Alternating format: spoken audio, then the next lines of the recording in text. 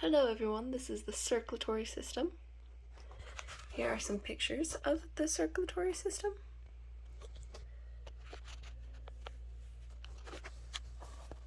There you go.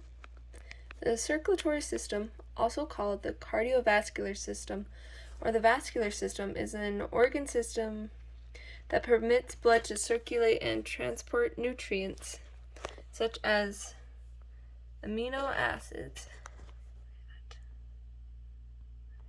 and electrolytes, oxygen, carbon dioxide, and blood cells to and from the cells in the body to provide nourishment and help fight diseases, stabilizing temperature and pH, and maintaining homeostasis.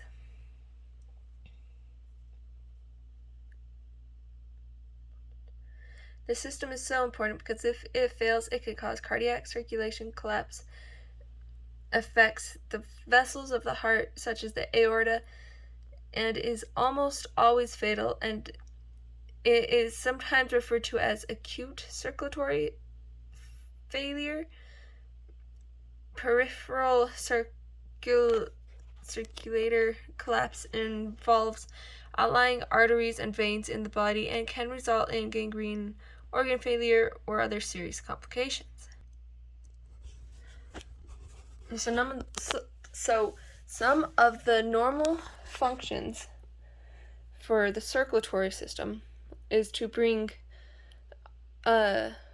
oxygenated blood through the heart into the rest of the body, and then bring the unoxygenated blood to the heart and get that oxygenated, and then send it out to all parts of the body. And over here I got all the labels of it, and then I have even more labels for the circulatory system here. Some risk factors for the circulatory system include growing older. Sometimes family history could affect it. If you have heart problems in your family history, those could pop up. Smoking will affect your circulatory system.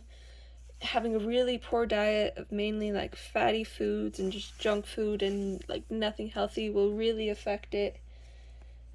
Diabetes can also affect it. Then age-related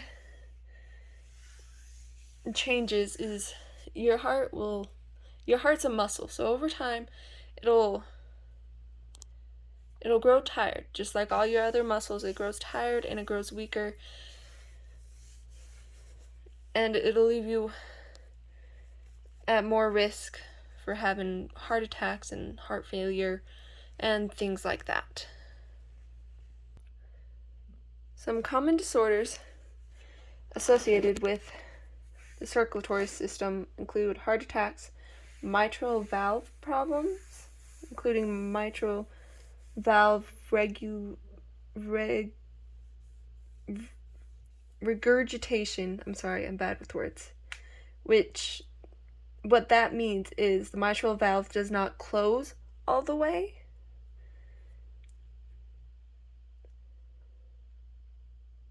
And then there's also mitral valve prolapse, which is very similar, which means the mitral valve bulges out or prolapses because it does not close evenly.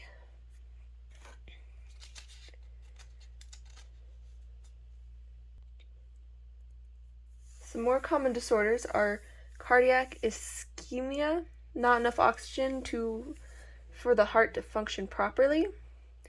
Arrhythmia and dysrhythmia. Arrhythmia means no rhythm. Dysrhythmia means an abnormal rhythm. And angina means pain in the chest, and that is something that nurses should look out for in patients.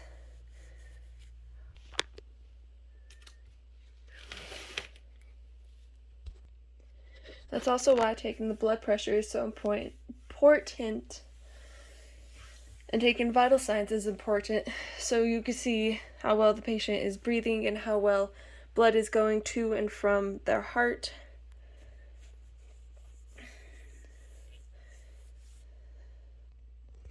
And they'd also need to know CPR in case the heart stops. And if the heart stops completely, that's called AFib. So they need to know information on that. It's also important for them to know if you have any family history with heart disease or diabetes or anything like that, so that way they could get kind of a better look at whatever their situation may be. And then on top of that, I have basically all the different parts of the circulatory system, like the heart, the arteries, veins, capillaries, cardiovascular, pulmonary, atrium, ventricle, aorta, posterior vena cava, which there's actually a lot more than that. It's just a good start. And I have all the definitions of what they are. And I think maybe some of the more important ones that maybe people might not know what that means. Cardiovascular, relating to the heart and blood vessels, or capillaries, any of the fine branching blood vessels that form a network between the arteries, arteries and venules. And then ventricle. A ventricle is one of the two large chambers towards the bottom of the heart that collect and expel blood received from an atrium towards the peripheral beds within the body and lungs. The atrium, an adjacent upper heart chamber that is smaller than a ventricle. And then the aorta, the largest artery in the body. An aorta arises from the left ventricle of the heart, goes up, ascends a little ways, bends over arches, then goes down, descends through the chest and through the abdomen to where it ends by dividing into two arteries called the common iliac arteries that go to the legs. In the posterior vena cava, the inferior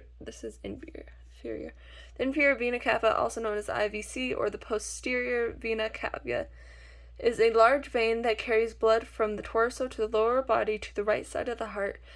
From there, the blood is pumped to the lungs to get oxygen before going to the left side of the heart to be pumped back out to the body. And then this one's just more detailed of all the different parts of the circulatory system, not just the heart, but like the whole body.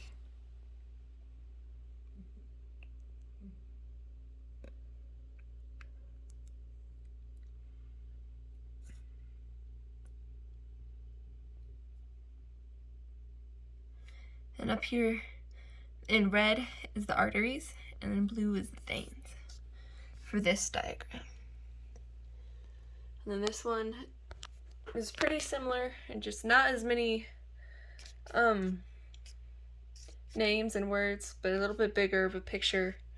So these are the lungs, this is the heart, this is going to the lungs, this is going to the heart, this is going back out, or no, it's going up this way and then down around this way, which will come up around this way, go in this way, and just make that big circle. And then it'll also go this way, come back down around this way, go up. And it's all, like I said, it's all a big circle.